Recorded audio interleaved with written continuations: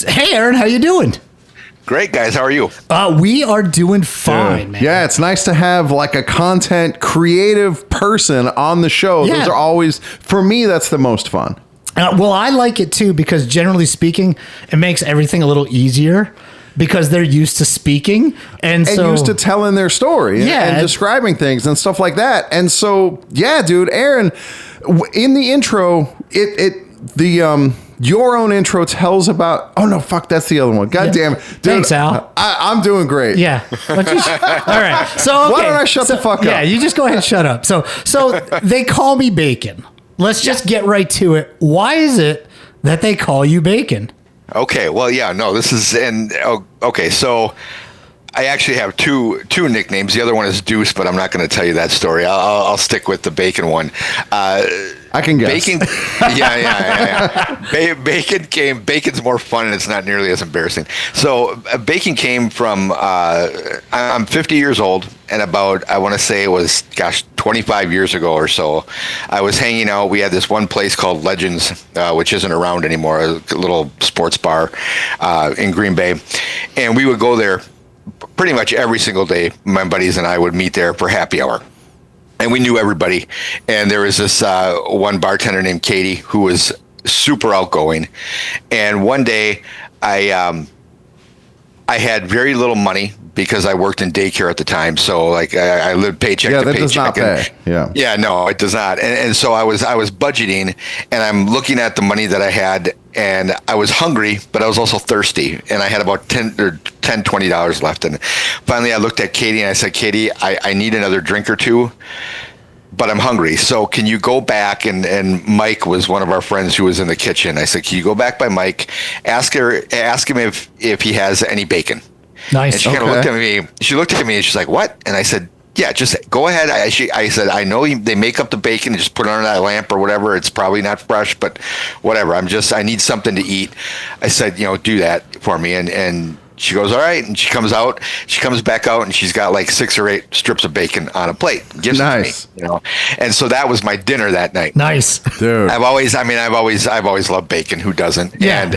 And so the next time I came in, which was either the next day or 2 days later, something like that. At this particular restaurant, you could see from the entrance to the restaurant, you could see all the way into the bar, Okay. and so she could see anyone coming in, and it was dead there at that particular time, and all of a sudden I hear, "It's bacon!" and like she just yells it, and that was it, and then everyone just started calling me Bacon. I like it, Dude. man. That's a good way to get a nickname. That is good. Yeah, Yeah. dude. That's the way to do it. So you mentioned you live in Green Bay. So we should billboard this episode as like we have the owner of an NFL franchise on our show. Dude, so what's that like? Does the town council get involved with the Green Bay Packers? Like how does that work as just a citizen of the area? Yeah, no, that's an interesting. First of all, I don't actually own any stock in the team. Now we have season tickets. Okay. My family has Dude, season that's tickets. pretty great. So in that way, I support the team, which is a lot more expensive than just buying a piece of stock. Right. Yeah. But yeah, no, the way it works. See the way the team is set up, it's set up as a nonprofit organization. So it's not a Dallas Cowboys with a Jerry Jones owner or anything like that. And everyone says, well, it's owned by the town, it's owned by the city. There's a board of directors. If you buy a piece of stock, which you can't buy any time. They do that at certain times when they just want to raise, if they have certain projects they want to fund. And it doesn't happen often. But it's really just symbolic. It's your way. A lot of people who don't have season tickets, it's their way of saying they can support the team. That's cool. They get a piece of paper, they can frame it. It's not worth anything. You can't sell it. In fact, if the team ever got to a point where they would have to move or wouldn't be able to exist, they would just have to fold. From what I understand, gotcha. they actually aren't even allowed to sell to somebody else. Wow. It's just, Interesting. okay, we're done. Now I might not be completely accurate on that, but it's not like a typical team where, like, if Jerry Jones wants to get out of the business and wants to sell the Cowboys, he can find someone to give him $10 billion and take that and go on his merry way. we can't do that here in Green Bay. So that's kind of the big difference. And they say it's a publicly owned team. It is, but yeah. It's great because it's obviously a small town, certainly by NFL standards, and to have that level of buy-in in the community, it's fantastic, man. Sports needs more of that. Absolutely, and I in fact today is opening of training camp, so nice. Everything, it just got real. That's cool. As they say. Before we get to why we brought you, I have one more nonsense Wisconsin question for you. Sure. What is your favorite cheese? Oh, Jesus Christ. I gotta know, dude. This fucking show, let me tell you. Yeah, You can say pub cheese. It's okay. We won't judge you. No, I'm not gonna say that. That is a good question. I mean, See, dude, he said it's a good question. You can eat shit. I didn't. Well, I didn't send him this one on the prep sheet though. I've honestly never thought about it. I mean, usually I get American or cheddar. Cheddar's a good Wisconsin answer. I mean, all cheddar, right, we'll go with that. But I feel like I should have more knowledge on this. See, dude, we got the hard-hitting topics here. Oh my God! Yeah. All right, I relinquish the floor. Every episode, my trust goes just a little down with you. I yield the balance of my time. My Lord. Okay, so they call me Bacon TV. It started as a streaming community for games, right? And so when did you start that, and what games were you playing back at the time you started?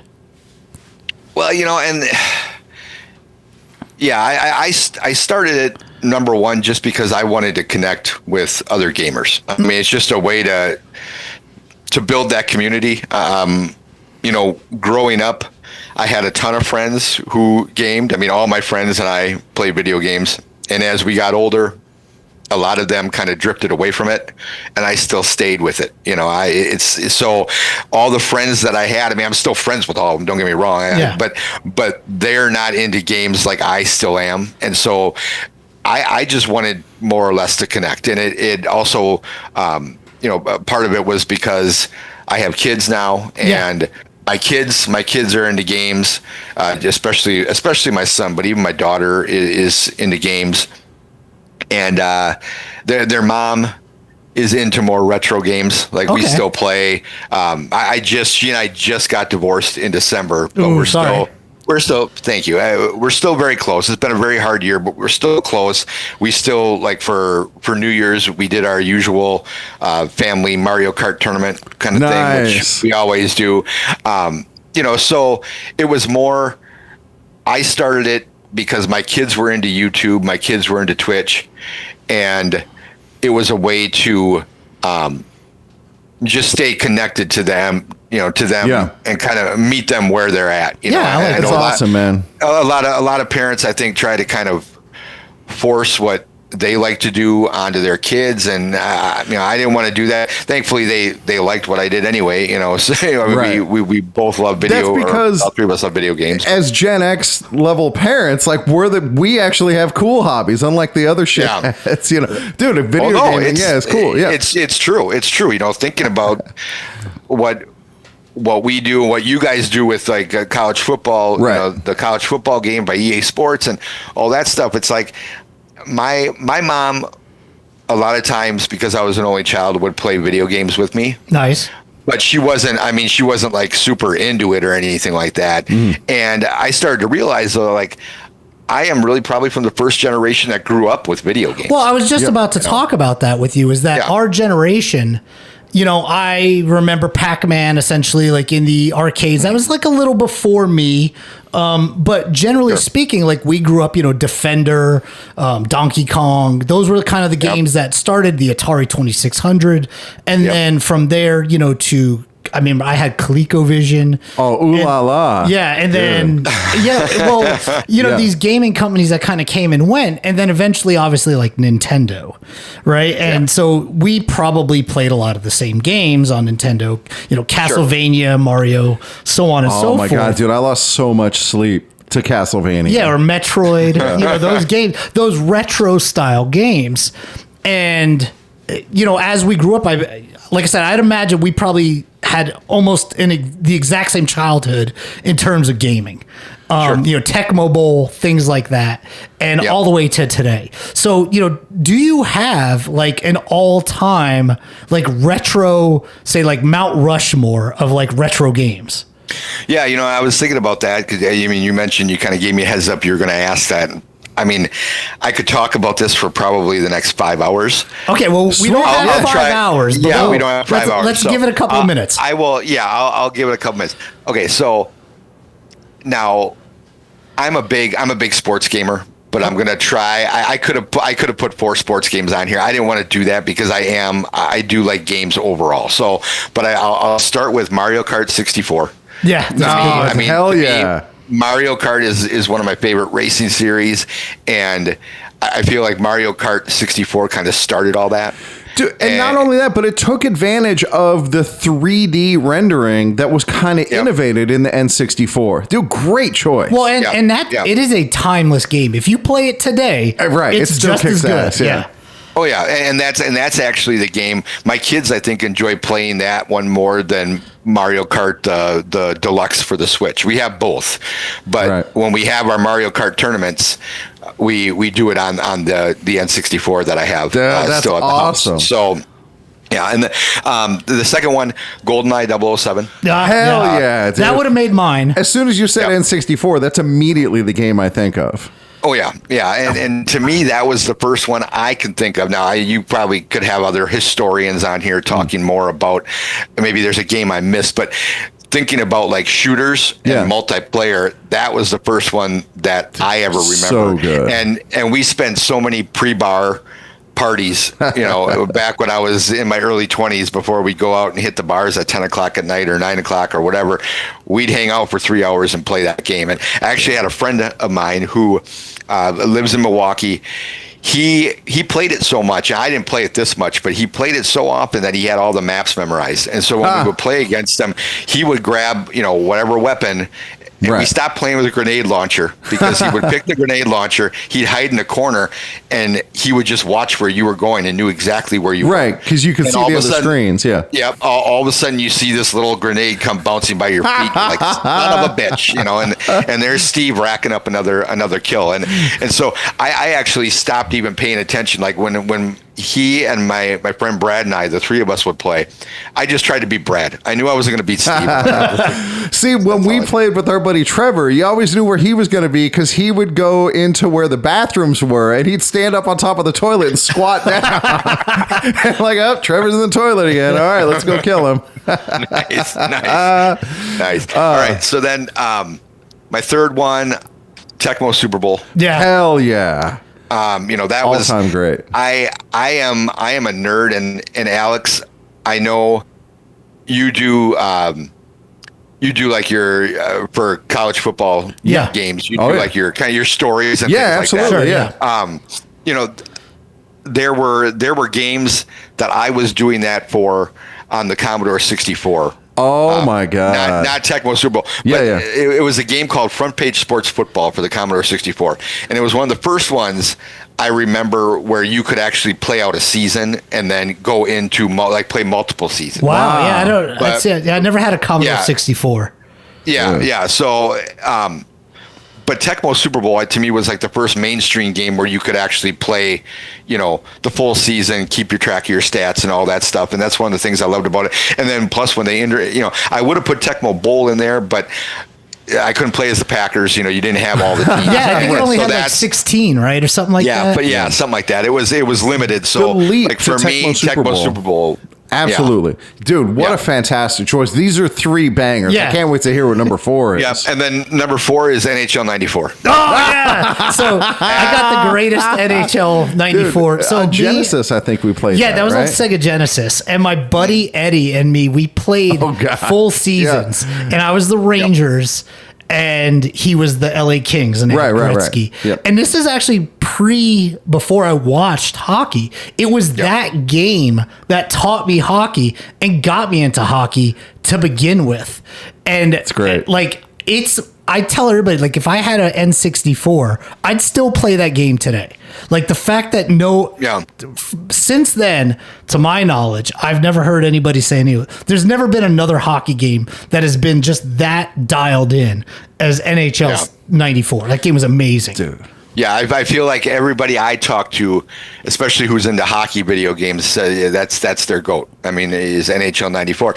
And I actually, one of my best friends, when he got married and then they had their son, who was his oldest, he went out and bought one of those mini Sega Genesis systems, and he bought 2 games. One was Sonic, the original Sonic, and the other was NHL 94.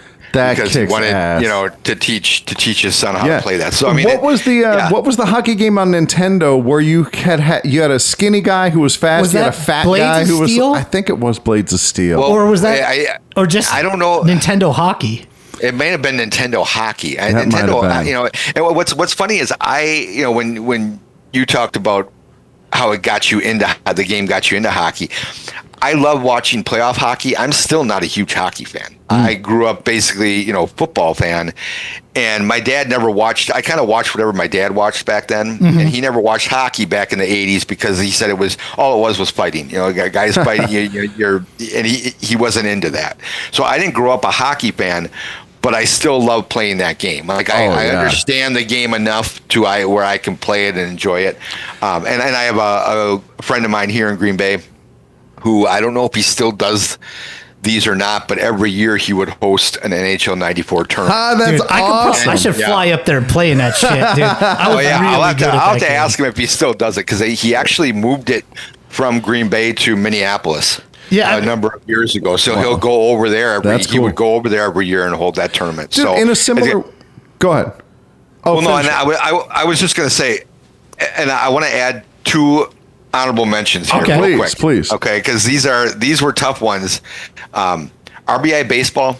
Yeah. And there's one that I play right now on, because I have one of those mini original NES systems at the house, and I play this one called, I don't know if you ever heard of this, Baseball Simulator 1000. I don't know that one. I remember Baseball Stars. That was like a really good. That was a good game too. That was another one too. But Baseball Simulator 1000 was one of the first ones I remember where you could create your own players.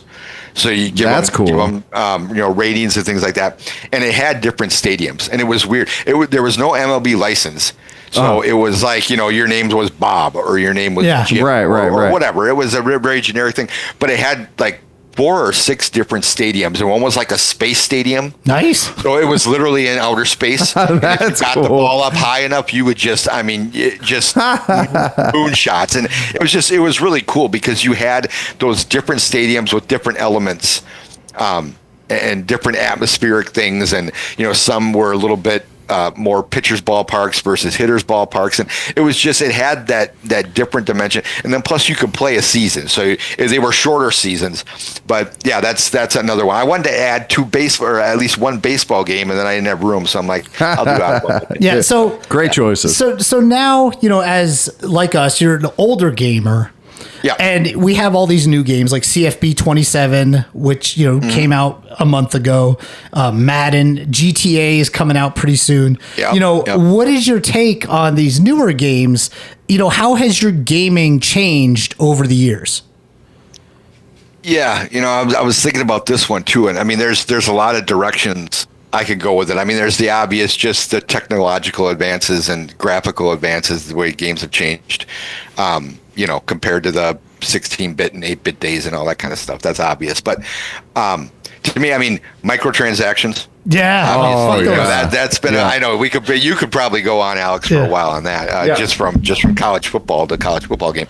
But just it's a different experience. I'm going to take an opportunity to sound like an old man screaming at kids, for walking on my lawn here for a minute, or Grandpa Simpson yelling at the screw those kids. Yeah, exactly. But just the overall experience of playing games.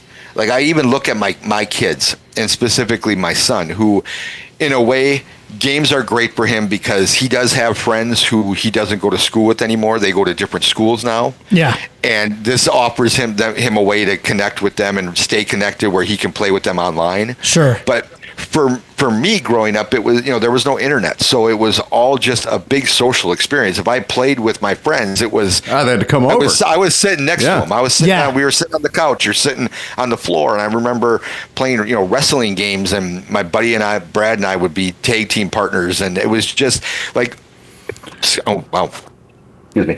That's okay. Those kinds of things. The social aspects are different. I realize there's still social aspects playing online, but it's just different. The arcade's not being a big thing now anymore. So whereas back then you could go to an arcade and you could play against other people. Now you play against other people, but it's online and it's very I wanted to ask you about that actually. Since you bring it up, did you do arcade gaming as well? Because that was a big part of our childhood. That was a big part of our adulthood while we were at work. I did and I didn't. There were certain restaurants that my family and I would go to. Like I remember there's a place right across from Lambeau Field called Crow's West, and every Friday night back when I was younger, we would go and meet my friend Brad and his family for like Friday night fish. But Brad and I would spend the entire time over by their arcade game. And usually for a while it was Elevator Action. I think for a while it was Spy Hunter. Elevator Action was fantastic. I still love that game. But Spy Hunter, I mean, they only had one, so it was whatever, and you hoped no one else was there. But if no one else was there, we were on there for a half hour until our parents came and told us it was time to eat. Right. Mm-hmm. There were a few arcades like in the local mall that I would go to every once in a while. But I guess for me, the arcade experience wasn't as much of an influence, but just the idea that you had those places, whereas our kids don't necessarily have them. I mean, Dave and Buster's that's an arcade, but it's not the same. It is not the same. No, it's not the same. I mean, you can't just set your quarters on there and be like, okay, I got winner. Yeah. Yeah, you guys set your credit card on there. yeah. Put a credit card on there. On that note, I know that if my co-host Anthony was putting together his Mount Rushmore, it would include a console video game from the arcade, NBA Jam. Oh yeah, that was definitely, in my opinion, maybe the greatest coin-operated, that or Cyberball. Cyberball was so cool. Cyberball was amazing. Yeah, we played a lot of Cyberball. And it's funny though, because like how you brought up GoldenEye, that was... I can remember kind of the first big multiplayer game where you could have 4 players hanging out together, sitting around doing whatever, and you could play GoldenEye for literally the entire day, and everybody would just keep playing. And so NBA Jam, I can't remember if that was the first 4-player game. It probably was. Gauntlet, I think, came out before that. Was big, and they had a John Elway football, or maybe it was Joe Montana, but you had a flick stick to throw. Oh yeah, that's right. Oh, yeah. I can't remember which one that was. Dude, I don't remember which one either, but But you would flick the stick to pass. Yeah, dude, I forgot and it had a spring on it. Spring, right? Yeah. And they should add that back to the games today. Your controller now, your Xbox controller just has a little flick stick. Yeah, dude. I'd be into that, right? For the retro gamers. What kind of passing do you want? Flick stick, right? But yeah, I mean, all those games, they were a big part of I grew up in an arcade pretty much. So my mom would give me $5, and I had to learn how to make that $5 last 11 days, and so I'd be there on one quarter playing whatever game could play the longest. And because people ask us, growing up in Vegas, were you in casinos all the time? And for us, we kind of work as the Bally's arcade. Yeah, it was. Dude, we spent so much time there. Yeah. I mean, and so so gaming as a whole for me, it's changed, but not all that much. It's just now I just do it in my house. Yeah. So Aaron, what are your big games that you're playing now, and what kind of content are you putting out?